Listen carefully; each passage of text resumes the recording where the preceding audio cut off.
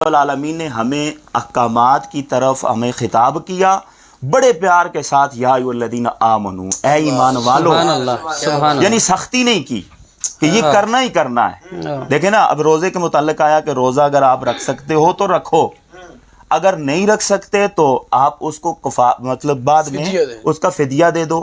اگر وہ آپ سے غلطی سے ٹوٹ گیا، آپ بتقاضۂ بشریت اگر آپ نے اس کو جان بوجھ کے توڑ دیا تو اس کا کفارہ ادا کرو۔ اسی طرح نماز ہے، کھڑے ہو کے نہیں پڑھ سکتے بیٹھ کے پڑھو، بیٹھ کے نہیں پڑھتے لیٹ کے پڑھو، لیٹ کے نہیں پڑھ سکتے اشارے سے پڑھو، یعنی کسی طریقے سے پڑھو تاکہ میرے ساتھ تمہارا ایک تعلق قائم رہے، یہ محبت والا رشتہ میرے ساتھ قائم رہے۔ تو اس لیے فرمایا یا ایھا الذین آمنو، اے ایمان والو، کتب علیکم الصیام، تم پر روزوں کو فرض کیا گیا۔ اب یہ بات کر کے اللہ رب العالمین نے اگلی بات پھر ارشاد فرمائی کہ کہیں بنی اسرائیل کی طرح ان کے اندر بھی تکبر نہ آ جائے کہ یہ روزے تو صرف ہمارے اوپر ہی فرض ہوئے اور ہم ہی روزے رکھتے۔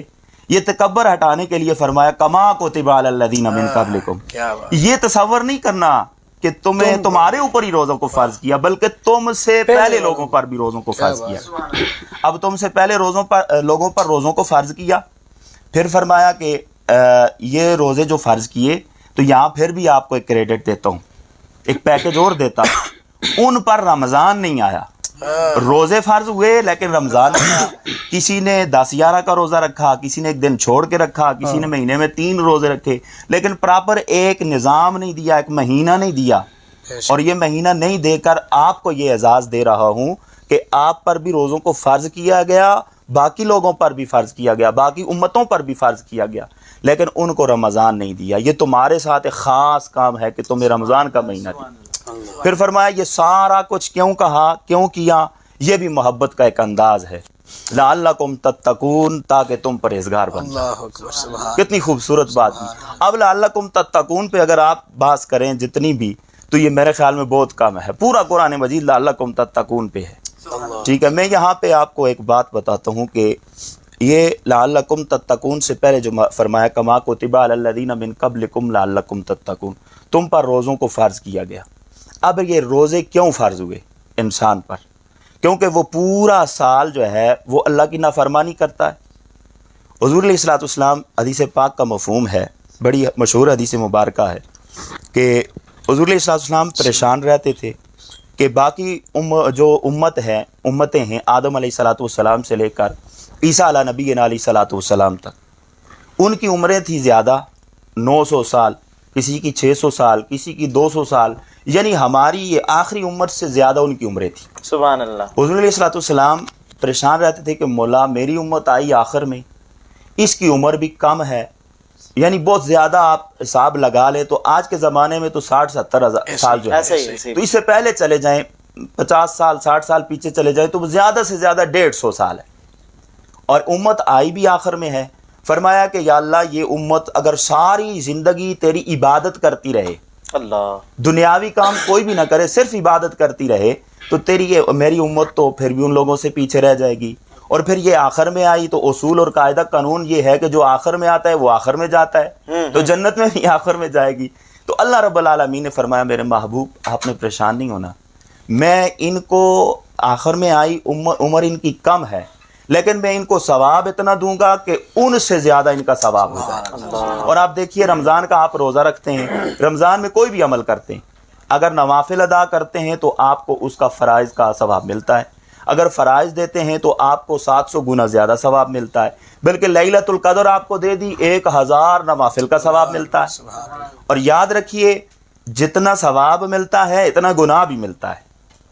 اگر آپ اچھا کام کرتے ہیں، روزہ رکھتے ہیں، نماز تراویح ادا کرتے ہیں، جیسے ہم کہتے ہیں نا جی مکہ میں جاؤ اور ایک نماز پڑھو اور 1,00,000 نماز کا ثواب ملتا ہے، تو 1,00,000 نماز کا ثواب تو ملتا ہے، لیکن وہاں پر اگر آپ نے کوئی بے ادبی کی، آپ نے وہاں پہ کوئی گستاخی ہو گئی آپ سے، یا آپ پاؤں جو ہے خانہ کعبہ کی طرف کھڑے بیٹھ گئے ادھر اور اس کا کوئی ادب نہ کیا، تو پھر آپ کو 1,00,000 گناہ بھی ملے گا۔ مطلب تصویر کا دوسرا رخ یہ دوسرا رخ جو ہم بیان نہیں کرتے، ہم فضیلت بیان کر دیتے ہیں لیکن دوسری طرف نہیں آتے۔ یہی طریقہ ہے رمضان المبارک کے مہینے کا کہ اس مہینے کے اندر اگر آپ نیک کام کرتے ہیں تو آپ کا ثواب تو زیادہ ہوتا ہے، لیکن اگر اسی مہینے کے اندر آپ لوٹ مار کرتے ہیں، ناپ تول میں کمی کرتے ہیں، جھوٹ بولتے ہیں، آپ اس طرح کے کام کرتے ہیں.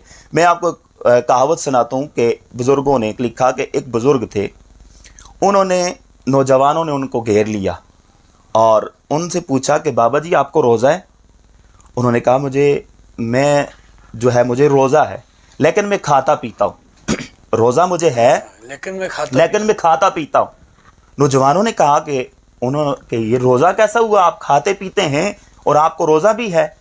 وہ کہنے لگے بیٹا میں چونکہ ضعیف العمر ہوں، میں روزہ نہیں رکھ سکتا، مطلب میں کھانے پینے کے بغیر زندہ نہیں رہ سکتا، مجھے پیاس بھی لگتی ہے، مجھے بھوک بھی لگتی ہے، میں اس طرح نہیں رہ سکتا.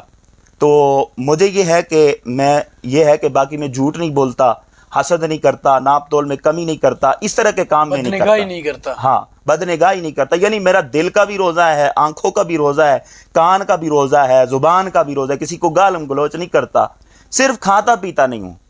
تو پوچھا کہ جو بیٹا آپ بتائیں آپ کو روزہ ہے؟ وہ کہنے لگے بابا جی ہمیں روزہ تو نہیں ہے لیکن صرف ہم بھوکے اور پیاسے رہتے ہیں. یعنی آپ والا معاملہ ہم نہیں کر سکتے. اور یہی حضور علیہ السلام نے ارشاد فرمایا کہ اللہ رب العالمین کو آپ کے بھوکا اور پیاسا رہنے کی کوئی ضرورت نہیں ہے. وہ اس چیز کا بھوکا نہیں ہے، نہ کہ آپ کی عبادت کا بھوکا ہے، اس کو تو اس کی ضرورت نہیں ہے. وہ تو مالک کائنات ہے، خالق کائنات ہے، بڑا ہے، اللہ اکبر ہے. اس کو وہ صرف آپ کے خلوص کو دیکھتا ہے. دیکھیں آپ نماز پڑھتے ہیں نا تو کوئی نہ کوئی آپ کو دیکھ رہا ہوتا ہے، یعنی دکھاوا ہے اس کے اندر. بے شک ہم اللہ کے لیے پڑھتے ہیں، اس کو راضی کرنے کے لیے، اس کی رضا کے لیے پڑھتے ہیں، لیکن ہمیں کوئی نہ کوئی دیکھ رہا ہوتا ہے، ہمارے سٹائل کو دیکھ رہا ہوتا ہے، ہماری جامع مسجد میں ہمیں دیکھ رہا ہوتا ہے، گھر میں دیکھ رہا ہوتا ہے. زکوٰۃ دیتے ہیں کسی کو نہیں پتا ہوتا، جس کو دے رہے ہیں اس کو تو پتا ہوتا ہے. حج کرتے ہیں تو ساری دنیا کو پتا ہوتا ہے، جاتے ہوئے بھی ہاتھ ڈالے جاتے ہیں، واپسی پہ بھی مبارک باتیں ہوتی ہیں، وہاں پہ لوگ دیتے ہیں. بلکہ آج کل تو فیس بک اور وہ کیا ہم سٹیٹس لگاتے ہیں کہ ہم نے حج اور عمرہ کر لیا.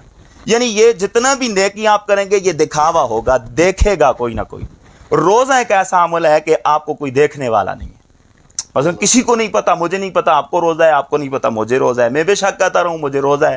یہ معاملہ صرف اور صرف اللہ کے ساتھ ڈائریکٹ ہے.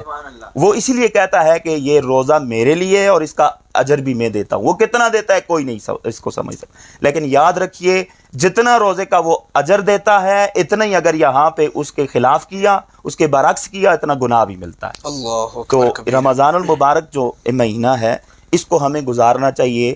باقی مہینوں سے یہ ڈیفرنٹ اسی لیے ہے کہ اس کے اندر ثواب زیادہ ہے اور اس کے اندر اللہ رب العالمین بڑے محبت اور پیار کے ساتھ ہمارے ساتھ پیش آتا ہے. سبحان اللہ، ماشاءاللہ جی، بڑی باتیں علامہ صاحب نے فرمائی ہیں کہ روزہ فقط بھوکے رہنے کا نام نہیں ہے، بلکہ انسان اگر جب بھوکا بھی رہتا ہے تو ساتھ اس کی نگاہوں کا بھی روزہ ہو، اس کی سماعتوں کا بھی روزہ ہو، اس کی زبان کا بھی روزہ ہو، اس کی زبان سے، اس کے ہر عمل سے جو ہے دوسرے لوگ محفوظ رہیں اس کی ہر چیز کا.